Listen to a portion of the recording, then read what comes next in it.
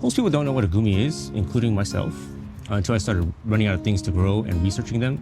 But they can be very productive if you do a couple things. So the first is you need to select the right variety. My tree is Captain's Vine. It flowered quite heavily when I had it in a 5-gallon container, but I had no fruit at all. So I up-potted it into a 15-gallon and I grafted on a couple of different varieties, and that was Sweet Scarlet and Carmine. And now we have fruit on the Captain's Vine, as well as the new varieties I put on. This is because Captain's Vine needs a pollinator. It can set some fruit, but many people have experienced orders of magnitude higher of fruit once they add a pollinator on the tree, or at least have a pollinator nearby, within like 100 feet or so.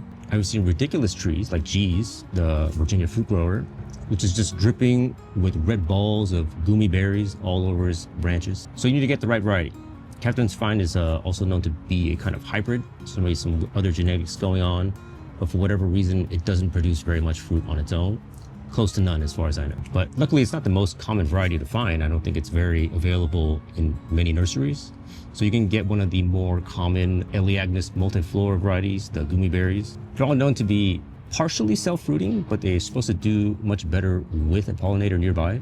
I have seen some trees, people have said that they have no other Goumis in their yards, but they put on tons of fruit as well. So it's hard to say, but you can get fruit with just one variety. And they're very productive. I've seen these have like mulberry level amounts of fruit on them, or just every branch or every node is just covered with fruit. So if you don't graft, which you should, or if you just want one variety, then I would recommend Carmine. This one right here is Carmine. It's known to be on the bigger side. It's also very productive. The name is also synonymous with Tillamook from what I hear. So if you can find Tillamook or Carmine, those are both supposed to be really good ones to have. Another variety I have on my tree is Sweet Scarlet. It's right here. And that one's quite a bit smaller. You know, it's supposed to be good as well. There's another small variety called Red Gem. They're both kind of similar. If you're just gonna get one tree, it's better just to get Carmine since it's bigger and equally productive, or more so. Another variety I've seen recommended is Rain Tree Select. That's a selected seedling that they grew out that was on their property. It's supposed to be productive as well, but also have a better taste maybe than Sweet Scarlet or Red Gem. But I haven't grown that one myself, so I can't really comment on it. Those are really the main varieties that are kind of out there to get as far as from nurseries. I'm pretty sure there are scions that you can get that are spread around. One interesting variety I've seen is called Goumi, and it's like as long as Carmine, but it's like twice as fat. So it's a really big berry. I haven't grown that one out. I don't have a source of scions for that one, not yet, but it looks like a great variety. Recently I seen another one from Steve Murray. His is like the goat nipple berry, and that one is humongous. I don't know, like this big. And it's a ridiculous looking berry compared to something like this, like the Sweet Scarlet, maybe like 5 to 10 times bigger. I don't know how it compares in taste, but just on the size alone, it's probably worth growing. Anyway, if you just want one, then Tillamook or Carmine would be the one I'd recommend. And you could get it from One Green World. I've had pretty good experiences from One Green World. I haven't bought much recently, but every time I've gotten trees, they've been fine. And Goumi are related to autumn olives, which is considered an invasive tree. Goumi are not considered invasive. So the berries look similar, but the leaves are very different. So the underside of these Goumi have kind of like this effervescent shininess to them. I don't know if that's the right word, fluorescence maybe, but quite decorative. You know, even the branches have these speckles on them as well. And you can see some of it on the fruit too. So the fruit can look similar, but they are different. Okay, so the second thing you need to know is you need to plant them in the right soil. You need to use a mineral-based soil. I grow all my potted plants in it. The main cause of a long-term failure with container plants is from the forest products or organic material in most potting soils. You might be fine for a year or so, but sooner than later, your plant is going to die because of that. And it wouldn't have died if it just used like sand and pumice and stuff. So with the right soil, Goumi can grow very, very quickly. I'll compare them to mulberries and how fast they can grow. So like I mentioned earlier, I got these plants from a nice guy named Barrett, who had it growing in a 5-gallon pot. So when I got it, I bare rooted it and put it into some mineral-based soil, and it grew tremendously in that first season. It was very hard to keep watered, actually, even under my drip system, which I have multiple waterings a day, almost every hour during the summer. In that 5-gallon pot, every time I checked, it was basically dry. And the tree at the time was about 8 feet tall in that 5-gallon pot, so it's definitely had outgrown it. I did get some flowers, but no fruit set at the time. Like I said, Captain's Vine needs a pollinator. I do think you can get some fruit, but it's better to have a bigger container just to meet the watering needs and because of how fast the tree grows itself. So I uppotted into a 15-gallon where it sits now. And this thing is pretty big. It is growing out laterally and it's shading me out right now, which is nice. I'm used to burning under the sun while I'm making videos. So this is a nice change of pace. After I got in the 15-gallon, I grafted on a few varieties, and now we're getting fruit in the third year, which is pretty typical for a lot of the fruit trees that I grow. The Captain's Vine is not living up to its potential because I think I had grafted these other varieties a little bit lower. So this next year, I'm gonna have to graft it higher up, maybe on a stronger branch like here, and that'll give more dominance for the other variety to pollinate the rest of the tree. Because basically every node of this tree on the Captain's Vine, or actually every node on all the varieties had flowered, but I'm only getting some sparse fruit on the Captain's Vine areas because of pollination. Captain's Vine is bigger than Carmine, so I think it is known to be a better variety. I do want more fruit of it, but since I grafted the branches a little bit lower, they broke dormancy later because they didn't get enough sunshine. The timing was mismatched for pollination. So the plan would be to have the pollinator wake up faster along with the same time with Captain's Vine. And to mention, these plants were hard to keep watered. They're very thirsty, but on the opposite side, they can stay dry for a long time. They're actually quite drought tolerant. I say Goumi are like a no work tree. You know, once you get them in there, kind of take care of themselves. And I've found that to be the case as well. I once had the dripper turned off for a few days and I saw the tree starting to wilt. And I thought it was a goner. I thought it was going to die, but I actually got no dieback on it at all. You don't want to deprive it of water though. Goumi can use as much water as a fig or a mulberry in the summer. So definitely make sure you keep it evenly watered the whole time. I don't spend much time fertilizing this tree as I do my more picky ones, like my citrus. I use the same fertilizing regimen for all my trees. It's Osmoco Plus and organics at the time I plant it. And then I'll just do that every 4, 5, 6 months or so.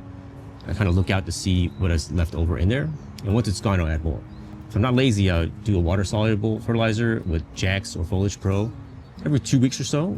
But I don't think Goumi needs it. Honestly, I've never seen this kind of decline like citrus do or show any types of signs of lack of fertilization. They are nitrogen fixers, so maybe that's why they don't really need fertilizer.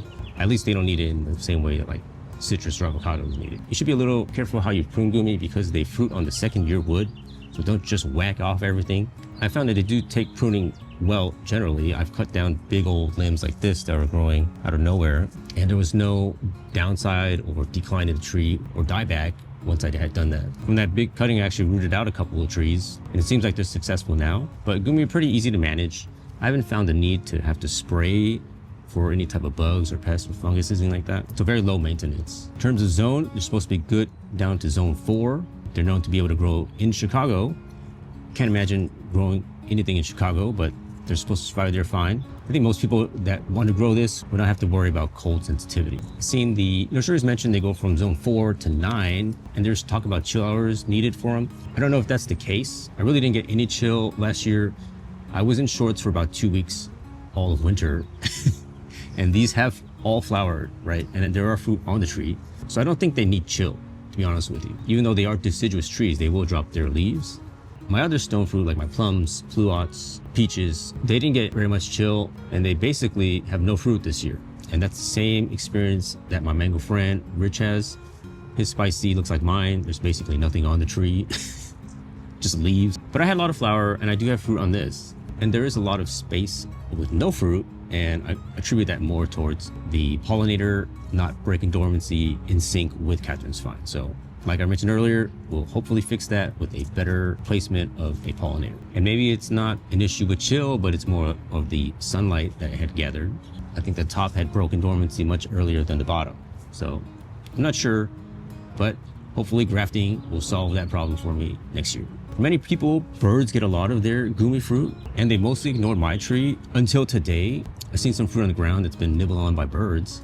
That's why I rushed to make this video. I always protect my fruit in the same way. I use a big tree net to place over the top. I found that these bags can work too, but a lot of the times the squirrels or the rats will just pull the whole bag off, or they can also tear holes in the bag, but it does work for birds. This tree is a little bit big for an entire bag, but it does work for jujubes, plums, pluots, blueberries, everything else I've put it over with. Mulberries as well. Everything that I put a bag over has protected it from the critters. With the caveat, The squirrels and rats don't seem to like to climb onto the netting itself. Maybe because it's slippery or it sways or it's loose or whatever. They don't mind if it's on the ground. They'll kind of sneak around it and then find the hole and go into the tree.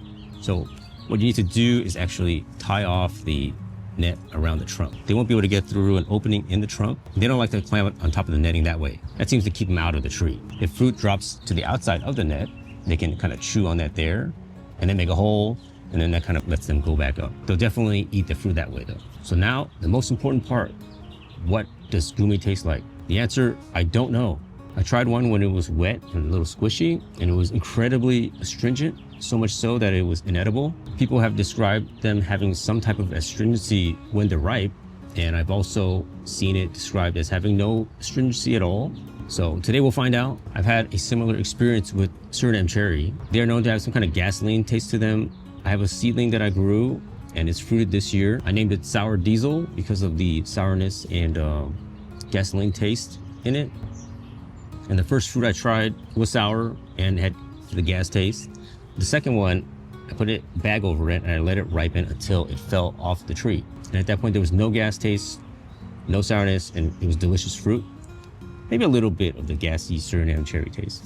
So I've been letting this hang in this bag for over a week after it's turned red. I think we're closer to 10 days at this point, and we will give it a try. I'd planned to let this fall naturally, but I can't wait no longer. We need to find out today. It's very squishy. Okay.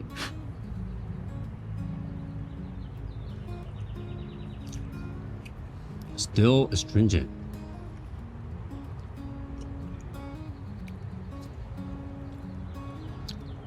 It's sour and it's sweet. The texture reminds me of persimmons, actually, like a astringent persimmon, very kind of jelly and juicy. Yeah, very much like a persimmon. I don't think it's ready. It reminds me like of a fruit punch. Interesting. That's kind of weird. It's kind of like a tropical carrot, maybe. It's hard to describe, but pretty good. I can see the potential. So I think Goumi are one of the better fruit to grow in containers. And if you want another one, check out my video on mulberries. Thanks for watching. Like and subscribe for more.